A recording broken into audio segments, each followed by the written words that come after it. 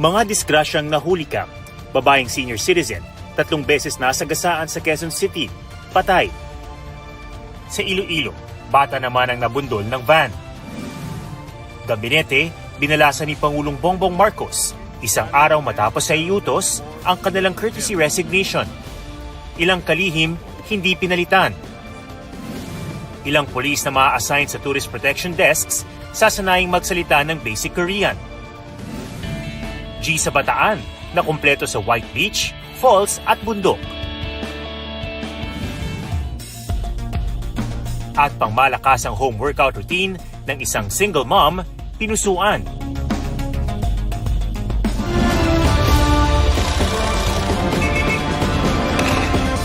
State of the Nation. Hindi lang isa kundi 3 beses nasagasaan ng isang babaeng senior citizen sa Quezon City. Sa Iloilo naman, isang bata ang nabundol ng van. Yan ang mga nahulikam na disgrasya sa report ni Rafi Tima.